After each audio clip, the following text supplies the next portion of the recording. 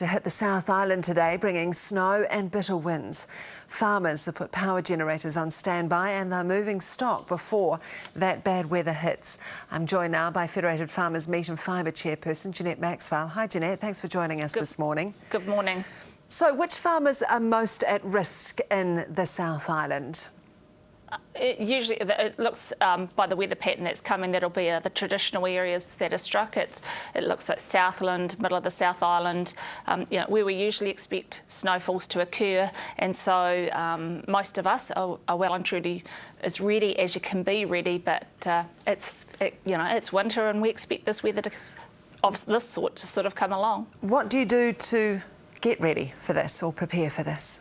So this preparing for this sort of thing started months ago with making of silage and hay and ryegrass straw and those sorts of things. So filling the sheds, as we call it, with the winter feed, and then also now with this fabulous prediction and early prediction of this weather, it allows farmers to move their stock to the appropriate areas on their farms and into better shelter and move them around to where they are best protected from this kind of weather.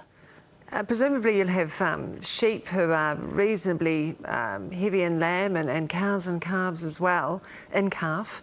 Are they more vulnerable?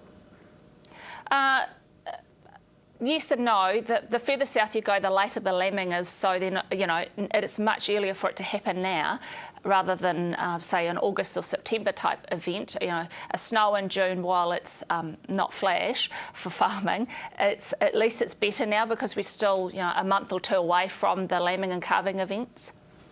Okay, and what about feed supplies? I mean, you say farmers have been ready with silage and things. I guess that area of the country wasn't as badly affected by the drought conditions as it was further north. Yeah, well, some of those areas have still been affected, but they've made the best effort to get the feed supplies and what have you in. So I'd say that farmers are more prepared in some ways for these weather events, and we just urge lifestylers or smallholders and stuff to also be equally prepared. They may not be so geared up or so ready to these types of weather events. Do these sorts of weather events affect dairy herds? Do milking cows have issues in this sort of weather, or is it business as usual for them really?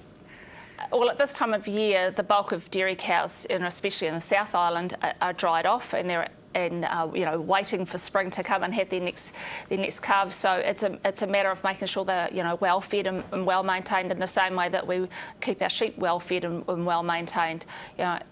It's a holding pattern till spring happens. Okay, all right. Jeanette Maxwell from Federated Farmers, thank you.